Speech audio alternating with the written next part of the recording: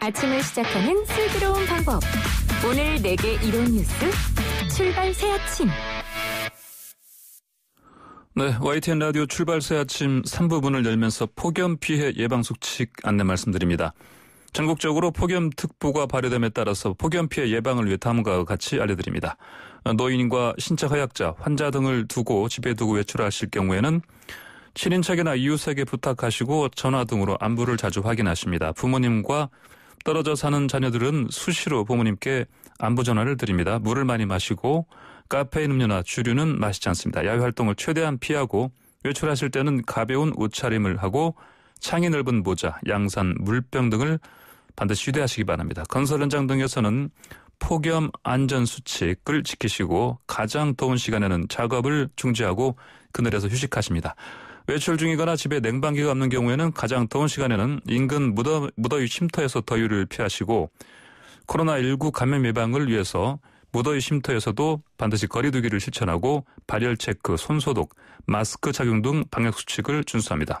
가축은 축산의 환기, 물 뿌리기, 적정 사육 마리수 유지 등으로 온도 상승을 억제하시고 양식 어류는 꾸준히 관찰하시고 산소를 충분히 공급하시기 바랍니다. 이상 행정안전부에서 알려드렸습니다. 자, 그리고 경제방뉴스 지금 만나보겠습니다.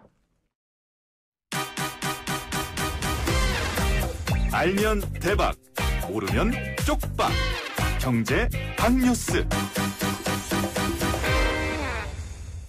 네, 복잡한 경제 얘기를 쉽고 재미있게 풀어드리는 시간입니다. 알면 대박 경제방뉴스 참좋은경제연구소의 이인철 소장 만나봅니다. 안녕하십니까? 예, 안녕하세요. 자, 먼저 정부의 긴급재난지원금 지급 효과가 지난 2분기에 좀 나왔죠? 그렇습니다.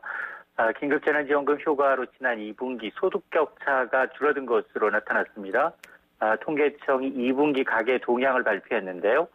소득하위 20%인 1분위 가구의 월평균 소득은 1년 전에 비해서 9% 가까이 늘어난 177만 7천 원이었고요. 예. 반면에 소득 상위 20%, 5분위 가구의 소득은 2.6% 증가에 그친 1,003만 8천 원의 수준으로 나타났습니다. 예. 이로써 소득 5분위, 상위 20% 가구의 소득을 소득하위 1분위 소득으로 나눈 소득 분배 지표인 5분위 배율은 지난해 같은 기간보다 0.35배 낮아져서 4.23배에 그쳤습니다.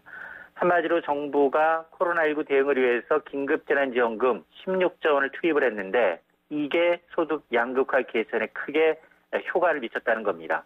예. 실제로 이 재난지원금과 같은 정부 지원금이나 가족에게 받은 용돈을 이전소득이라고 하는데 소득하위 20% 저소득층은 지난 2분기에 이전소득이 월평균 99만 6천 원이나 돼서 네. 전체 소득에서 이전소득이 차지하는 비율이 56%에 달한 것으로 나타났습니다.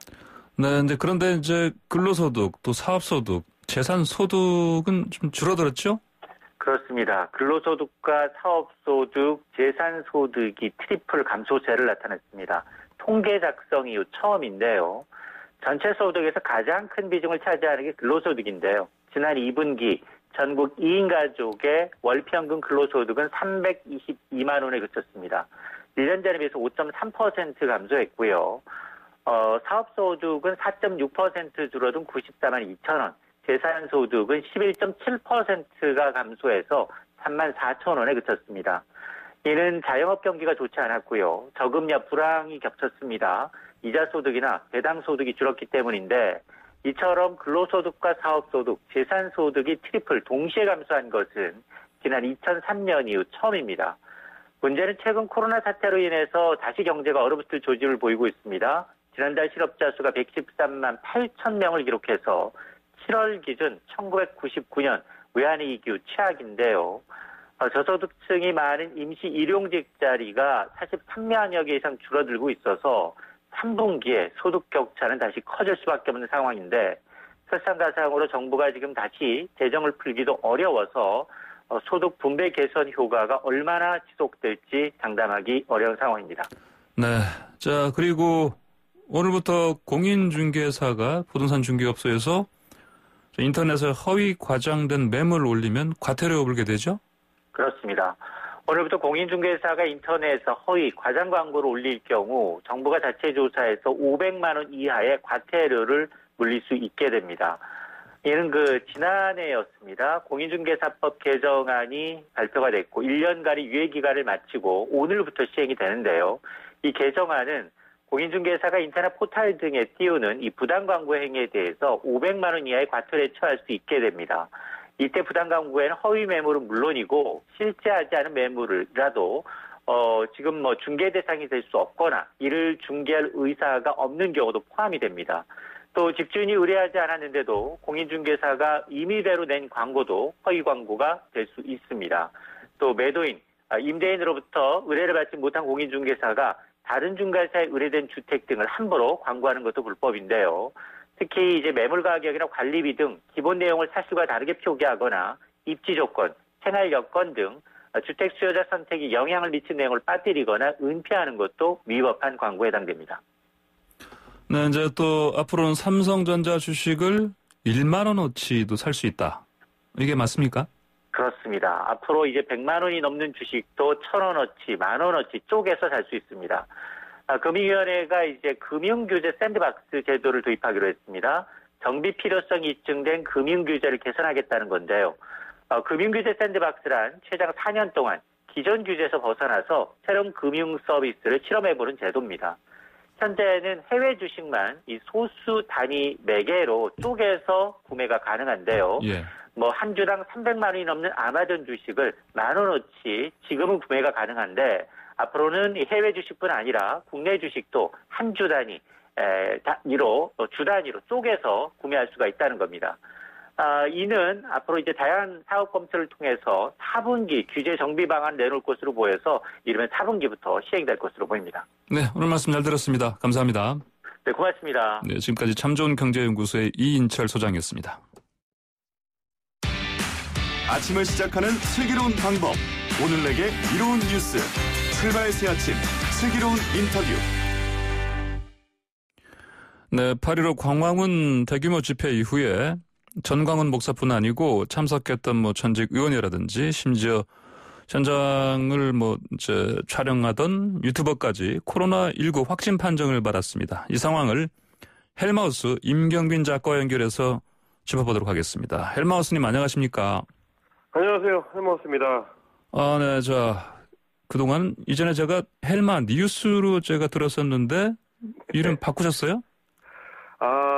이름은 그대로입니다. 헬마우스로 유튜브 활동 여전히 하고 있고요. 예. 오랜만에 저희 청취자분들하고 인사를 하게 되니까 예. 반갑기도 하고 이 코로나 시국에 다들 건강하게 잘 지내고 계신지 걱정도 되고 그렇습니다. 예, 저희 지금 출발 새 아침하고 좀 같이 하시는 게 좀 얼마 만이시죠? 올해 초에 제가 건강 문제 때문에 내려놨었으니까요. 네네. 6개월 정도는 된 것 같습니다. 그렇군요. 이제 코로나19가 이제 본격 확산하기 전에 이렇게 하셨는데. 네. 어쨌든 반갑습니다. 오랜만에. 반갑습니다. 감사합니다. 네, 그나저나 오랜만에 나오시니까, 헬마우스 이게 어떤 뜻입니까? 헬마우스라는 건 이제 가짜 뉴스를 주로 퍼뜨리는 유튜버들을 대상으로 해가지고 지옥을 맛보게 해준다 이런 의미로 이제 지옥의 입이다. 그래서 이제 헬마우스라는 본명으로 일을 하고 있습니다. 헬마우스, 알겠습니다. 네. 자, 헬마우스님.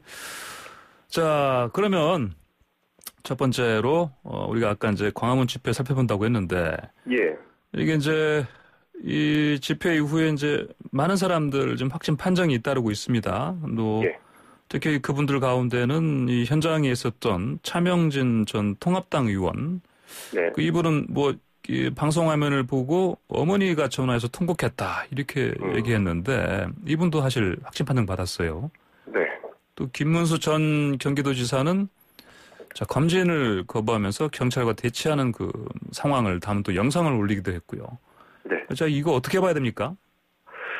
이분들이 왜 이렇게 코로나19 상황에 대해서 경각심이 부족한가 이런 걸 이제 추적을 해나가다 보면은 저는 좀 사태를 악화시키게 된 어떤 본질을 하고 만날 수 있게 된다고 생각을 합니다. 이게 제가 이제 소위 말하는 가짜뉴스 유튜버들하고 한 1년 넘게 멱살잡이를 하면서 느낀 게 멱살잡이요? 네, 저는 이제 직접 상대를 하니까요, 그분들을. 그분들이 이제 퍼뜨리는 내용들을 직접 추적을 해나가다 보면은, 이게 가짜뉴스라는 어떤 독성에 오염이 되는 게 정말 남녀노소 구분이 없다. 예. 이게 뭐 정치를 오래 한 사람이든지 뭐 높은 학력을 그동안 자랑했던 사람이든지 혹은 이런 교수나 의사같이 사회적으로 인정받는 어떤 직업을 가진 사람이든지 이 가짜뉴스에는 오래 노출이 되면은 자연스럽게 중독이 되더라 이런 걸 보게 됩니다. 예. 그래서 이렇게 지성의 상징을 그동안 자처했던 분들도 막상 광화문 집회에 나가가지고 목소리를 높이는 장면을 이번에 많이들 보셨을 텐데 뭐 예를 들면 뭐 이동욱 경기도 의사회장 이런 분들은 이제 현재 의사신데 예. 이분도 지난 15일 집회에 나가셔가지고 뭐라고 하셨냐면 야외 집회에서는 확진자가 전파된 사례가 없다 이러면서 우리가 지금 이렇게 대규모 집회를 하는 게 아무 문제가 없다는 연설을 했는데 예. 잘 아시겠습니다만 당연히 그럴 리가 없습니다. 이게 야외라고 하더라도 마스크 착용을 제대로 안 하고 밀접한 거리로 간격을 제대로 유지를 안 한 채로 오래 접촉을 하게 되면은 예. 당연히 전파가 일어날 수밖에 없고요. 실제로 뭐 지난달 말에 그 강원도 홍천의 야외 캠핑장에서도 집단 감염이 일어났던 사례가 있습니다. 예. 이런 어떤 기본적인 상식, 바이러스성 질병의 어떤 기본적인 상식조차도 현직 의사가 제대로 믿지를 않고 상식 밖의 음모론에 빠지게 되는 거 이런 양상들도 결국에는 올해 1, 2월부터 계속해서 코로나 관련된 음모론을 퍼뜨려 왔던 어떤 그 가짜뉴스 유튜버들의 영향이 이렇게 강력하게 작용을 하고 있다. 예. 그런 결과를 보여주는 거 아닌가 이런 생각을 하게 됐습니다. 그러니까요. 이제 특히 말씀하신 대로 의사라든지 예. 뭐 어떤 의료 전문가인데 이분이 네. 이런 말씀하시면 일반인들은 또 믿기 쉽지 않습니까? 그렇습니다. 또 정강훈 목사처럼 이제 신도들을 이끄시는 분들이 또 어떤 말씀하시면 당연히 네네. 더 신뢰하고 믿는 분들이 많을 거고요. 그래서 이제 그렇습니다. 이런 분들이 어떤 말을 하고 어떤 행동을 하냐가 사실은 큰 영향을 미치는데 이런 것들이 계속해서 일어나고 있다. 이걸 계속 목격하고 계신다. 이런 네. 말씀이죠? 그렇습니다. 그 가짜뉴스 유튜버들이 정말 전방위로 활동을 하고 있다는 걸 제가 이번 기회를 통해서 또 느끼게 됐습니다. 아, 그러세요? 가짜뉴스 관련해서 생산하는 유튜버들이 많다? 네, 그렇습니다. 그거 어떻게, 그거를 이를테면은 가짜인지를 어떻게 좀 알려야 될 거 아닙니까? 우리 그렇죠. 헬마우스께서 어떻게 알리십니까? 네. 취재를 정확하게 해야 되고, 네. 네, 기본적으로 그게 쉽지 않을 텐데요. 예, 이번에 이제 그 위력을 좀 실감하게 된 게, 예. 15일날 그 집회가 있었던 날, 저녁 때 제가 이제 유튜브에 들어가 봤는데, 예. 유튜브에 접속을 하시면은 이제 특히 모바일로 쉽게 접하시는 분들은 그 유튜브 인기 동영상 코너가 따로 있습니다. 예. 거기 가면은 이제, 그날 당일에 얼마나 많은 그 조회수를 얻었는가 하는 영상들을 볼 수가 있는데, 그 당시에 제가 보니까 인기 급상승 1위가 예. 신의 한수. 신의 한수. 그리고, 아, 예. 네. 저도 많이 들어봤습니다. 굉장히 그 대형 그 유튜브인데 그게 이제 9위에도 신의 한수, 12위도 신의 한수. 예. 이런 식으로 인기 급상승 영상의 30위권 내에 예. 이런 소위 말하는 우파 유튜버들 혹은 뭐 제 명칭으로 이제 가짜뉴스 유튜버들입니다만은 이런 유튜버들이 굉장히 좀 다수가 포진을 하고 있었고, 예. 원래 인기 동영상 탭은 그 유튜브 내에서도 먹방 유튜버라든지 뭐 게임 방송 유튜버라든지 이런 어떤 쟁쟁한 유튜버들의 각축장이라서 네. 시사 쪽 유튜버들이 이렇게 한꺼번에 많이 들어가기가 쉽지가 않거든요. 네. 근데 그날처럼 이 집회를 통해서 화제를 많이 끌어모으니까 이런 유튜버들이 인기를 얻고 또 동시에 또 많이 진입을 하는 그런 좀 진풍경을 제가 또 볼 수가 있었습니다. 그만큼 이제 그동안은 주요 매체들, 메이저 방송 매체들 입장에서는 이 사람들이 다루는 내용이 좀 너무 터무니없는 음모론이다 보니까 뭐 이런 상황을 보면서도 설마 저런 어이없는 이야기를 믿는 사람들이 많이 있겠냐 싶어가지고 네. 잘 다루지 않았었는데 이게 이제 이만큼 사회적 영향력이 커지고 많은 사람들이 보면서 믿게 됐다. 그게 결국은 방역 상황을 악화시킬 수도 있는 지금 상황까지 오게 된 거 아닌가. 이런 생각을 하게 됐습니다. 특히 이제 가짜뉴스라고도 할 수 있고 또 어떤 음모론들도 나오지 않습니까? 예. 예. 그런 부분도 좀 살펴보셨죠? 예, 이번에 좀 음모론이 많이 나온 이야기 중에 하나가 그 코로나19 진단과 관련된 그 음모론이었습니다. 예. 코로나19 진단을 보건소에서 가서 받으면 무조건 양성이 뜬다. 그래서 이제 뭐 사랑제일교회 사람들이나 아니면 유튜버들이나 이런 사람들을 중심으로 해가지고 이 얘기가 지금 퍼져나오고 있는 상황인데, 예. 당연히 사실은 말이 안 되는 얘기입니다. 우리 방역 시스템상 이게 이제 검사를 받게 되면은 이 질병 통합 시스템에 등록이 되도록 돼 있기 때문에, 예. 이분들이 주장하는 것처럼 보건소에서 검사를 받을 때는 양성이었는데 다른 민간 병원에서 검사를 받았더니 음성으로 바뀌었다. 이게 이제 우리를 타겟으로 해가지고 보건소에 가면 양성을 만드는 방식이다. 이런 식의 주장이 어이가 없다라고 할 수밖에 없는 거고요. 이미 확진을 보건소에서 받은 사람이 다른 병원에서 재검사를 받는 것도 시스템상 불가능하게 돼 있습니다. 제가 말씀드린 것처럼 통합 시스템에 등록이 되도록 돼 있기 때문에, 네. 양성 판정이 나오면 전산망에 바로 입력이 되고 의료기관에서 다른 의료기관에서는 그걸 확인할 수가 있으니까, 네. 다른 병원에 간다고 해서 그거를 재검사해 줄 리도 없고요. 그리고 확진 판정을 받으면 일단은 병상 배정이 바로 이루어지고 보건소에서는 그 사람을 이제 대리로 의료기관으로 옮기러 이제 응급차를 구급차를 보내게 돼 있습니다. 네네.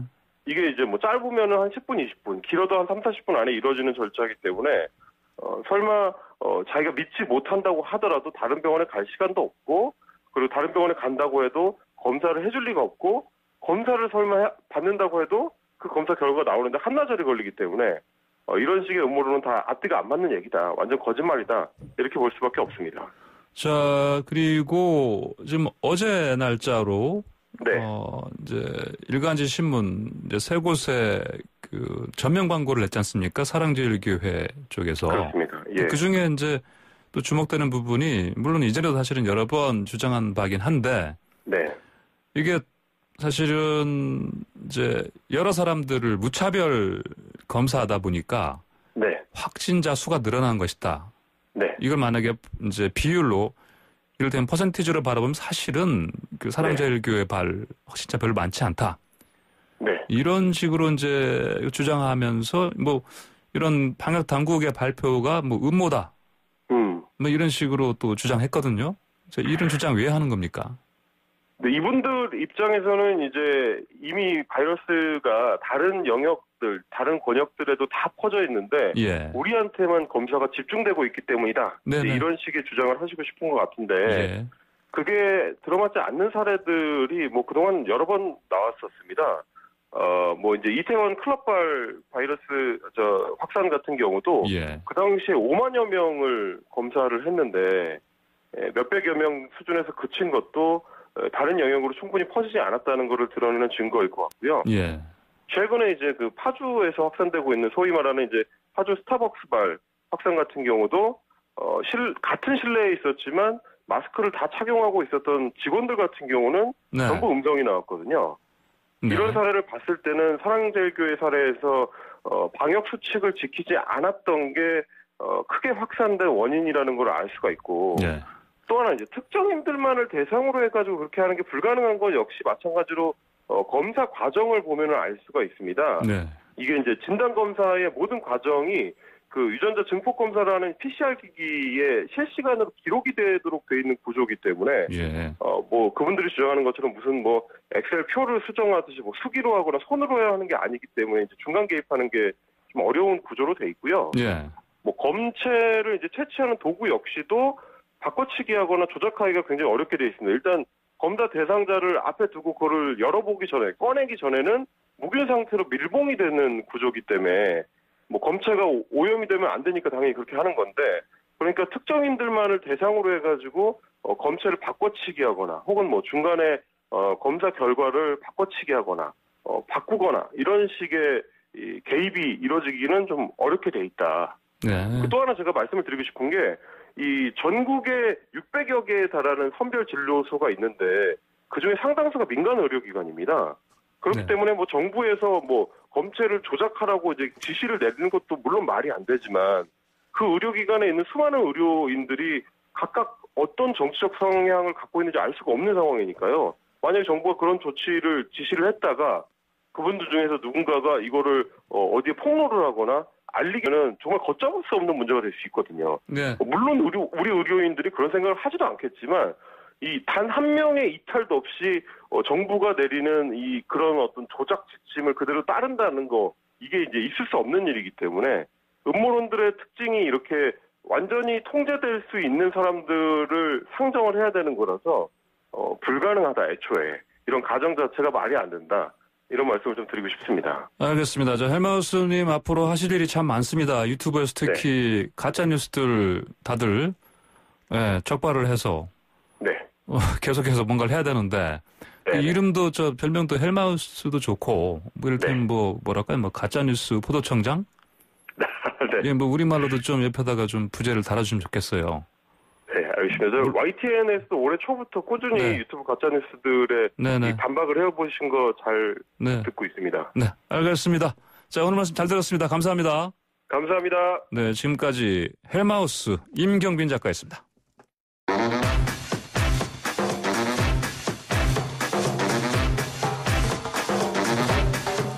한 주간의 주요 뉴스를 총 정리해보는 시간. 국민 여러분께 생생하게 전달해드립니다. 하리쇼 주주 총회. 자, 주주 총회 송서민 아나운서 나오셨고요. 안녕하십니까? 안녕하세요. 자, 그리고 이상민 성대모사 크리에이터. 안녕하십니까? 예, 안녕하십니까? 네. 제 목소리는 좀 어색하다 그래가지고 제가 목소리를 바꿔봤습니다. 예, 본인이 지금 누구인지도 모르면서 막 이렇게. 잠깐 창란이. 예, 알겠습니다. 네. 자, 이번 주 인터넷을 뜨겁게 달군 한 이슈 재밌게 알아보겠습니다.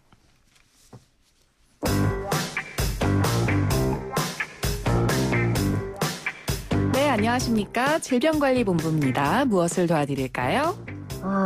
나는 국회의원 3번 한 사람이에요. 그 담당자 이름이 누구요? 네?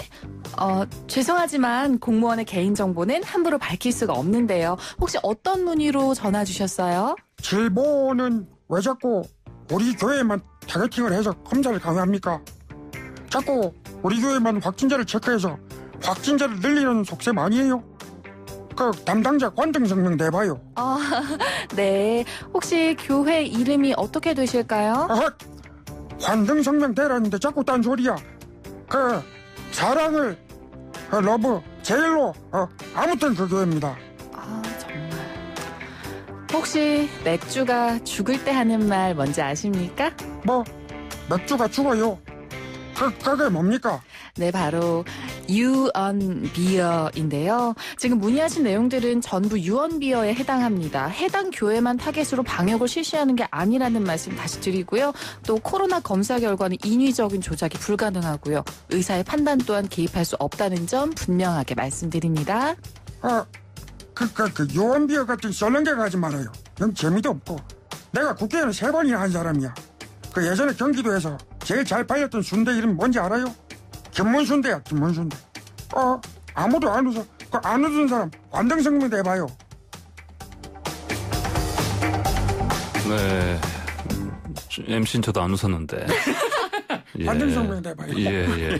자, 꽁트일 뿐. 방금 들으신 김문수 전 지사가 직접 출연하신 건 아닙니다. 네. 근데 사실은 저 좀 속가 넘어갈 정도로 이렇게 비슷하게 해주셔야 되는데. 그래요? 어땠어요? 비슷했던 얘기 아닌가요, 그럼? 어땠나요, 센터장님? 거의 비슷했습니다. 네. 조금만 긁으면은 홍준표 전 대표입니다. 한번 긁어볼까요? 한번 긁어보세요. 내가 볼 적에는 사회자가 참 잘생겼어요.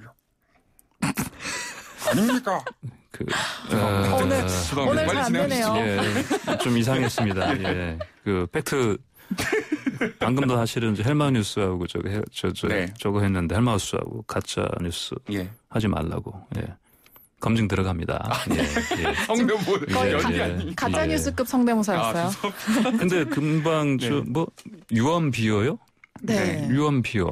유언비어. 네. 맥주가 죽을 때 하는 말이라고. 그래요? 맥주가 주는 거 또 하나 있는데. 뭔데요? 맥사. 맥사. 그게 뭘까요? 맥사이다. 맥주 사이다. 빨리 진행을 해야 될 것 같습니다. 예, 알겠습니다. 자, 작가님들의 표정이 안 좋습니다. 예. 그래서 그 반응이 별로 안 좋네요. 네. 자, 근데 김문수 전 지사가 올리신 게 영상이 있잖아요. 보니까 경찰하고 실랑이 벌이는 장면 나왔습니다. 두 분은 어떻게 보셨습니까? 카메라가 처음에 흔들리더라고요. 그래서 저 모습이 김문수 전 의원이 맞나, 지사가 맞나 했는데, 예. 그 목소리를 듣고, 내가 국회의원 3번 한 사람이야. 딱 듣고, 네. 아, 맞구나. 근데 왜 저분이 저러고 계시지? 딱 싶었습니다. 네. 하하. 저는 그 영상을 보는데 상민 씨가 이걸 어떻게 따라할까. 예. 그 생각이 먼저 들더라고요. 아, 저를 또 생계를 걱정해 주시죠. 예. 뭐 어쨌든 오늘 잘 하셨습니다. 이 정도면 뭐, 예. 뿌듯함을 안고. 예. 자, 그럼 우리가 사랑제일교회와 광화문 집회 참석자들 중심으로 이제 많은 확진자 나오고 있는데, 근데 코로나19에 걸린 전광훈 박사가 대국민 입장 발표했습니다. 자, 자세한 소식 전해주시죠. 네, 전광훈 목사와 사랑제일교회가 20일에 한 언론사 전면 광고에 대국민 입장문을 실었어요. 그 입장문을 보면 정부가 방역당국 지침에 따른 접촉자에 해당하지도 않고 또 무증상자인 사람들에게도 무한대로 범위를 넓혀서 검사를 받게 하는데, 이럴 경우에는 당연히 모수가 확대가 돼서 확진자 수도 많아지고 검사를 적게 하면 반대로 확진자 수는 적어진다라는 주장을 펼쳤거든요. 예. 이 사랑제일교회 확진자 1명이 나왔더니 정부가 접촉자로 확인된 바가 없고 교회에 수년간 나간 적이 없는 사람들에게도 검사를 강요했다, 이런 주장이에요. 또 그들 중에 확진자가 1명이라도 나오면 다 사랑제일교회 확진자로 발표하고 있다고 의혹을 제기했고요. 네, 자, 이에 대해서 방역당국이 어떤 입장을 냈습니까? 네, 일단 검사는 인위적인 조작이 불가능하다라고 못 박았고요. 예. 또 의사의 판단에 개입하는 것도 가능하지 않다는 점을 거듭 강조했습니다. 이 외에도 보건소가 일부러 이 교회 교인들만 코로나19 양성 판정을 내린다, 혹은 일부 확진 판정자의 검사 결과가 양성에서 음성으로 바뀌었다, 뭐 이런 코로나19 검사의 신뢰성 문제가 있다는 주장까지 나왔는데 모두 다 거짓 뉴스로 규정을 했고요. 검사 조작이 불가능하다는 점을 다시 한번 확인했습니다. 네, 자, 정부와 서울시가 구상권을 행사한다, 손해배상을 청구할 것이다, 이렇게 예고했는데 네. 규모가 어느 만큼 될까요? 이 코로나19 진단비가 11만 원 정도라고 나와 있어요. 예, 예. 또 1인당 평균 진료비는 460만 원 가량이고요. 굉장히 거액이잖아요. 네. 이 금액을 사랑제일교회 확진자 수에 적용을 하면 최소 30억 원이 넘는다고 하거든요. 예. 여기다가 추가 확진자, 또 자가격리자 생활지원비, 경기 침체로 인한 경제적 손실 같은 간접 비용까지 포함을 하면 실제 구상권 청구 금액이 수백억 원대까지 불어날 걸로 보이고요. 예. 또 실제로 올해 초에 대구시가 신천지 측에 간접 비용 등을 포함해서 1,000억 원대 소송을 제기하기도 했습니다. 자, 근데 이제 구상권 청구 말고 또 이것 하면서 징벌적 손해배상 청구해야 한다. 네. 또 이를 위한 뭐 입법도 될 것이다. 맞습니까? 네, 맞아요. 이 여당 의원들이 예. 제2의 전광훈을 막아야 한다. 제2의 전광 막자. 네. 예. 그러면서 입법 추진에 나섰는데요. 예. 이 국회 보건복지위원회 여당 간사를 맡고 있는 김성주 민주당 의원이 감염병 예방 및 관리에 관한 법률 개정안 발의를 준비 중이다라고 밝혔는데, 예. 이 현행 감염병 예방법을 보면요, 감염병 예방을 위해서 뭐 시도지사, 뭐 시장, 군수, 구청장이 집회를 포함한 여러 사람의 집회를 제한하거나 금지할 수 있고요. 예. 또 이를 위반하면 300만 원 이하의 벌금형이 내려지는데, 여기다가 자가격리 이탈은 1년 이하의 징역, 또 1,000만 원 이하의 벌금, 정부의 역학조사를 방해하거나 거짓 자료를 제출하면 2년 이하의 징역 또는 2천만 원 이하의 벌금에 처할 수 있는데요. 그런데 이제 김 의원은 광화문 집회처럼 방역 수칙을 위반하는 사례가 좀 계속 있으면 안 되니까 이걸 네. 원천 차단하기 위해서 처벌 수위를 더 높여야 한다, 이렇게 주장을 하면서 이번에 입법 추진에 나섰고요. 이 처벌 상한선을 좀 높이거나 장소 폐쇄를 좀 당국의 통제 권한을 명확히 하는 방안 등을 놓고 고민 중이라고 합니다. 자, 이상민 크리에이터님. 네. 자, 문재인 대통령이라면 자, 사랑제일교회에 뭐 이런 이를테면 뭐 전면 광고를 통해서라든지 내놓은 자, 네. 이 관련해서 어떻게 반응하셨을까요? 요비어 정말 그런 거 안 될 일이죠. 저도 그 후보 시절에 금괴 200톤이 있다, 뭐 네. 이렇게 소문이 돌기도 있었어요. 그럼 있었으면 전부 지금 국가 방역에 있었을 텐데, 여튼 국가 방역의 최전선에서 힘들게 싸우고 그러신 분들 생각해서라도 그러면 안 됩니다. 예. 뭐 이렇게 말씀하시지 않았을까요? 예. 알겠습니다. 적절했나요? 괜찮았어요. 네. 매주 제가 눈치를 봅니다. 자, 애드립 하나 가능할까 모르겠습니다. 자, 이 상황을 보면 이를테면 이전에 저는 신천지 쪽에서 그때 뭐랄까요, 이제 이 상황이 발생했을 때 네. 그때 적어도 이쪽에서는 이런 식으로 전면 광고를 통해서 사실은 맞불을 놓지는 않았었거든요. 네. 만약에 이만희 당시 총회장이 네. 예, 이런 상황을 지금 만약에 내에서 한마디 한다. 어떻게 할까요? 아까 보니까 좀 비슷했던데 보니까 오히려. 저만 혼자 가기 억울하죠? 이러지 않았을까요? 이만희 총회장 죄송합니다. 갑자기 저 문재인 대통령인 줄 알고 대기하고 있었거든요. 네네. 예. 알겠습니다. 애드립 성공입니까? 이 정도면 한 70점. 네. 저 다음 주에 없는 거 아닌가요? 예. 자, 두 번째 얘기 넘어가 보겠습니다. 이번 주제는 SNS 하다 생긴 일입니다. 자, 두 분은 혹시 SNS 하실 때 사진 잘못 올리거나 또 단체 채팅방을 또 착각해서 어떤 경험한 그런 낭패 없었어요? 단체 채팅방 착각 네. 많이 하죠. 채팅방 예. 착각.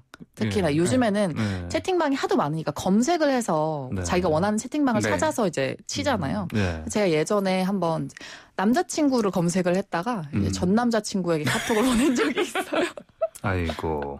얼른 지우셨죠? 예. 아니 그게 안 되더라고. 그때는 안 됐어요. 그때는 안 삭제가. 됐어요. 지금 이제 아유. 삭제가 되는데 네. 정말 그래요? 충격적이었죠. 그 다음에 어떻게 대응? 궁금하시죠? 예, 어떻게 했습니까? 다음 주에 그렇겠어요. 그것도 다른 거 아니에요? 예. 또 연락이 오더라고요. 아, 그래요? 네, 받아주지 않았습니다. 아, 예. 아이고, 예. 그래서 예. 저는 이걸 미연에 방지하기 위해서 항상 네. 쓰기 전에 예. 나만 보기로 해서 먼저 오. 올려놓고 철두철미하게 그런 걸 방지하고 있습니다. 네. 신기하다. 나만 네. 보기. 네. 모르셨어요? 이번 어제 핸드폰 사셨어요? 그런 게 있어요, 정말? 네, 있습니다. 예. 그치. 나한테만 보내는 거. 예. 이 방법 앞으로 철저히 활용하시겠습니다. 네. 오늘 하시고 가시는 거예요? 자, 또 한국 정부의 마스크를 지원받은 나라가 아르헨티나인데 그 감사 트윗에 이상한 인물 사진을 넣었다면서요? 네, 정말 생뚱맞은 인물 사진이 들어갔는데요. 예. 이 아르헨티나 외교부가 한국 정부로부터 마스크를 전달받은 후에 공식 트위터 계정에 감사 메시지를 올렸는데요. 예. 거기에 김정은 국무위원장의 사진을 첨부한 거예요. 아하. 그래서 굉장히 한국 입장에서는 꽤 예, 충격적이죠. 네. 아르헨티나 외교부가 곧바로 사진을 내리고 외교부 시스템에서 나간 사진이 아니다라고 해명을 했는데 네네. 조금 너무 어처구니가 없다 보니 현지에서 비판도 계속 이어지고 있고요. 예. 현재는 김 위원장의 사진 대신에 외교부 청사 배경에 보도자료라고 적힌 이미지로 교체가 됐지만 예. 그 김 위원장의 사진이 올라간 최초의 트윗이 캡처가 돼서 네. 이미 온라인상에 빠르게 흩어져 있는 상태입니다. 아, 그렇습니까? 자, 근데 해명은 어떻게 합니까? 아르헨티나 정부는. 실수의 원인을 일단 트위터에 돌렸어요. 예. 근데 참 신기한 건 트위터에 실수의 원인을 돌리면서 또 트윗을 올렸어요. 이제 트위터를 믿지 못하겠다면서 또 트위터를 활용을 한 거죠. 네. 아르헨티나 외교부가 오늘 외교부 웹사이트에 올라온 공지와 연결된 트윗에서 트위터가 외교부 시스템에 없는 이미지를 넣었다면서 조사 중이다라고 밝혔는데요. 네. 현지 한국 대사관 측에도 사진을 외교부에서 올린 게 아니라면서 경위를 살펴보고 있다고 해명을 했지만 좀 해명보다는 변명이 아니냐라는 예. 얘기가 많습니다. 자, 근데 영화배우 샤론 스톤 노마스크족을 향해서 일침을 날렸다고요? 네, 샤론 스톤 굉장히 유명하잖아요. 네. 그런데 그녀가 현지 시간으로 17일 화장을 하지 않은 맨 얼굴로 네. 카메라 앞에 섰습니다. 네, 카메라 앞에서 영상을 찍었는데 그 내용은요. 법원 앞에서 사람들은 총을 들고서 이게 자유라며 마스크 착용을 거부하고 있죠. 네. 내 할머니는 코로나19로 사망했고 대모도 코로나19로 돌아가셨습니다. 그리고 제 동생과 그의 남편도 삶을 위해 싸우고 있지만 동생의 상태는 심각합니다. 라고 말했는데요. 예. 이어서 이 동생의 병실 사진 또 산소호흡기를 달고 누운 동생의 모습을 공개하면서 노 마스크의 심각성을 강조하기도 했습니다. 자, 아르헨티나 외교부 트윗 실수를 만해 북한의 김정은 위원장이 봤다면 어떻게 반응할까요? 그저 괜찮습니다. 아르헨티나 외교 당국자는 시간 되시면 들쭉술 한 잔 받아가시라요. 예. 자, 저 다음 주에 없을 것 같습니다. 여기까지요. 자, 오늘 두 분이 준비한 한 이슈 주주총회 잘 들었습니다. 감사합니다. 감사합니다. 지금까지 송선미 아나운서, 이상민 성대모사 크리에이터였습니다. 네, YTN 라디오 출발 새 아침 3부 순서 여기서 마치고요. 잠시 후 4부로 돌아오겠습니다. 뉴스 탐구 생활 힙 헐 김대우의 연애 동그란 땡. 네, 김대호 연예 전문 기자와 함께하는 연예계 소식. 자, 한 주를 마무리해줄 오늘의 소식은 무엇인지 얼른 만나봅니다. 자, 김대호 연예 전문 기자 나오고 계십니다. 안녕하십니까? 네, 안녕하세요. 자, 먼저 지금 계속해서 코로나19 상황이 심각합니다. 네. 근데 드라마 촬영 현장에서도 이게 확진 상황이 지금 계속 늘어나고 있죠? 네, 방송국에서도 굉장히 긴장하고 있는 상황이고 일부는 또 이제 확진 환자와 접촉한 사람들로 인해 가지고 일부 공간이 폐쇄되기도 했었잖아요. 근데 사실 이제 드라마 같은 경우에는 상당히 위험한 감염병의 현장이라고 할 수 있습니다. 왜냐하면 상당히 많은 직군에 있는 사람이 이 드라마 제작에 참여를 하게 되거든요. 예를 들어서 이 코디네이터라든가 아니면 헤어 아티스트 그리고 또 이제 세트를 제작하는 이 작업하시는 분들 그다음에 또 이제 장소를 또 일반 스튜디오 제작을 하는 경우도 있지만은 제작할 때는 또 이제 일반 목공을 하시는 분이나 이런 분들이 오게 되고 그다음에 또 이제 이 장소를 빌릴 때는 어떤 카페라든가 아니면 어떤 집이라든가 이런 장소를 빌리게 되면서 이 방역과 관련된 문제가 지적이 될 수밖에 없는 상황이지 않을까 하는 생각이 들고요. 그다음에 기본적으로 연기를 하는 데 있어서 지금도 이제 저희도 마찬가지지만 마스크를 쓰고서 연기를 할 수 있는 상황은 아니거든요. 그렇죠. 그리고 또 대본 연습을 하다 보면은 아무래도 이제 구강이 벌어지는 게 굉장히 많게 되고 비말을 할 수밖에 없는 형태이기 때문에 조금 위험한 그런 작업이지 않을까 하는 생각이 들고 아마 조금 더 피해를 감염자 분들이 좀 더 전파가 되지 않았을까 하면서 많은 사람들이 우려하고 있습니다. 자, 지난주 이제 배우 김부선 씨와 공지영 작가의 설전 관련해서 말씀해 주셨는데, 근데 이번에는 이제 김부선 씨가 딸과 무슨 갈등이 있다? 이런 얘기가 나오네요. 무슨 얘기인가요, 이게? 네, 이 역시 이 김부선 씨의 SNS를 통해서 알려진 내용인데요. 지금 거의 모든 소식은 김부선 씨의 SNS를 통해서 이제 알려지고 있습니다. 그래서 얼마 전에 이제 재벌가 유부남을 만나서 딸을 낳은 뒤 버림받았다 이런 글을 올렸었거든요. 김부선 씨가요. 근데 이에 대해서 올해 이제 32살인 딸 이미소 씨 배우인데요. 이미소 씨요. 이 아버지 이야기는 삭제해달라는 요구를 김부선 씨가 거부를 했다. 이런 내용을 또 올린 것입니다. 그래서 이제 김부선 씨는 지난 18일 날 페이스북에 올린 글에서 이제 자신과 딸이 나눈 카카오톡 대화 화면을 올리는데 서로 인연 끊고 타인처럼 지내자던 긴 시간 그려왔던 딸 미소가 조금 전 카카오톡으로 제발 부친 얘기 삭제하라. 방방 뜬다. 라고 했는데 자신이 거절했다. 이런 내용을 올린 것입니다. 그래서 이제 김부선 씨는 하루 전날 이제 17일 날 개인사를 공개하면서 유부남 재벌가를 만나 딸을 낳았고 버림받아 졸지에 미혼모가 됐다. 내 딸과 날 물고 뜯고 모함하고 저주하고 비난하는 사람들아. 너희 중 죄 없는 사람만 돌을 던져라. 이렇게 글을 쓴 적이 있었습니다. 근데 이제 공정 작가 설전 후에 방금 말씀하신 대로 딸의 출생에 관해서 이제 언급한 건데 구체적으로 언급한 거라고요? 네. 과거에도 이 내용은 이제 일부, 이야기가 되어졌어요. 그리고 실제적으로 이제 조금 이제 김부선 씨가 조금은 이제 뭐랄까요? 진실에 근접할 수도 있고 아닐 수도 있는데, 이 딸과 이제 김부선 씨와 저랑 이제 함께 식사를 한 적이 있었거든요.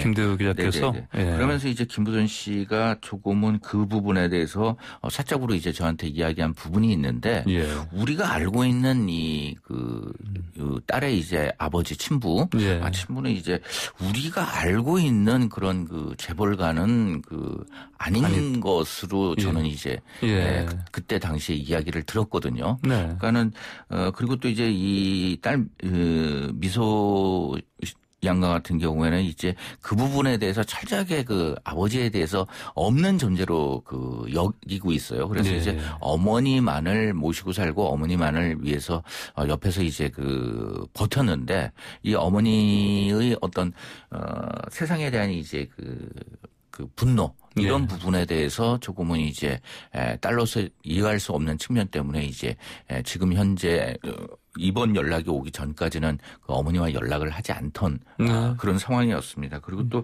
이 미소 씨가 굉장히 또 김부선 씨로서는 뭐 서운해할 수 있는 일도 있긴 했어요. 그게 뭐냐면 이제 지난번 그 이재명 경기지사와의 교제설 당시에 김부선 씨가 자신이 해변가에 있는 사진을 공개했거든요. 그러면서 이제 그 사진을 이재명 지사가 촬영해 준 것이다.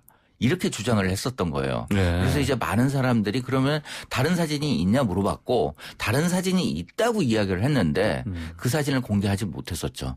그 이유가 바로 이제 그 딸 이미소 씨가 모든 사진을 없애버렸기 때문에 라고 이야기를 했던 것입니다. 그러면서 그때 당시 이 굉장히 뭐랄까 딸에 대해서 조금 애증 뭐 이런 형태가 있기도 했었습니다. 하지만 이제 이민소 씨 같은 경우에는 이제 그 당시에 자신이 받고 그 사진에 대해서 폐기했고 했기 때문에 우리 엄마를 허언증으로 몰고 가는 사람들에 대해서는 안 된다.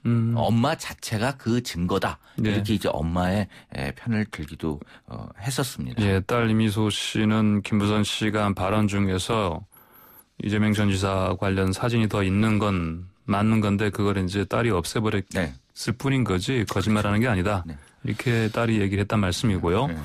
그리고 이제 뭐 아까 잠깐 이를테면 직접 식사하시면서 확인하신 거가 뭐 지금 뭐 재벌 이 부분 말씀하셨는데 그걸 또 자세히 말씀할 수 있습니까? 어떻습니까?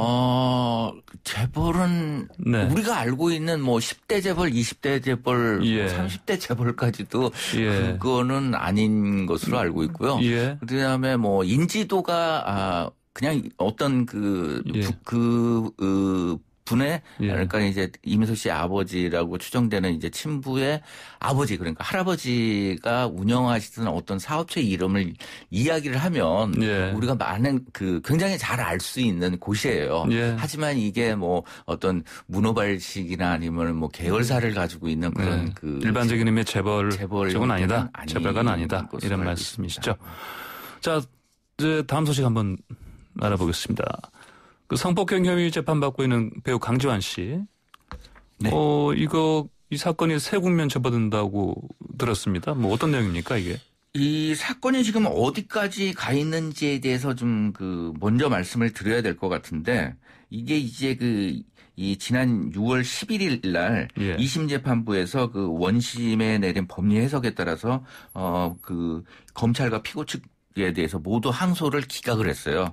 그런데 강지환 측에서 6월 18일 상고를 해서 이 사건이 이제 대법원에 최종 판결이 남겨진 그런 상황입니다. 그래서 사실 이제 앵커님께서도 잘 아시겠지만 이제 대법원 판결과 같은 경우에는 사건의 진실이나 아니면은 내막보다는 법리적인 적용 부분에 대해서 판단을 내리는 부분이기 때문에 이번에 이제 강지환 측 변호사가 이야기했던 부분들이 증거 부분들이 대법원에서 이것들에 대해서 다시 재조사가 이루어질 가능성은 저는 좀 희박하다라는 생각이 드는데 일단 이제 강지환 쪽의 이 변호사는 조금 이제 아침 방송이고 해서 다른 부분에 대해서는 조금 제가 직접적으로 표현하지 않겠습니다. 그래서 이 뭐 어떤 증거 부분들이 발견이 되지 않았다. 라고 이야기를 하고 있습니다.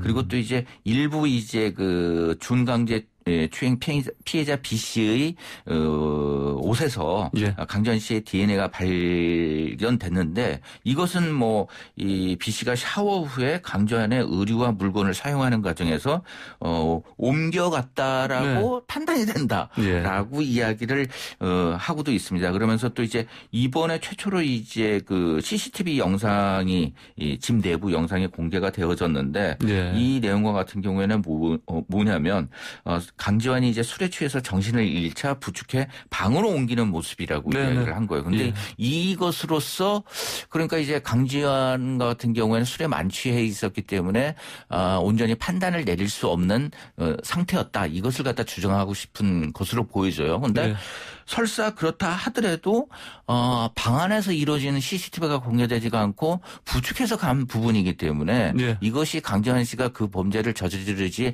않았다는 구체적인 증거로서는 저는 제 개인적으로는 조금 이제 그 부족하지 않나 예. 하는 그런 생각이 듭니다. 그래서 이 사건과 같은 경우에는 지금 뭐 거의 2심이 마무리되고 대법원 판결을 앞두고 있는 상황이에요. 예, 예. 이거 이제 그 피해자 같은 경우에는 지금 이 사안을 해서 어떻게 본다면 제2차 피해를 받을 수밖에 없는 상황이거든요. 근데 뭐 강지현 씨 측에서는 이 부분에 대해서 피해자에게 2차 피해를 없었으면 한다라고 이야기를 하고 있지만은 지금 현재 이제 변호사의 주장 뭐 이런 부분들이 이 언론에 공개되고 그다음에 또 카카오톡 내용까지 공개되면서 뭐랄까요? 이 피해를 갖다 분명히 보고 있는 대목이지 않을까 해서 좀 안타깝습니다. 네, 알겠습니다. 자, 오늘 말씀은 여기까지 듣겠습니다. 감사합니다. 네, 감사합니다. 네, 지금까지 김대호 연예전문기자였습니다. 네, YTN 라디오 출발새 아침 저희가 준비한 소식은 여기까지입니다. 다음 주 월요일 아침 7시 정각에 변함없이 슬기로운 내용으로 찾아뵙겠습니다. 저는 황보선이었습니다. 고맙습니다.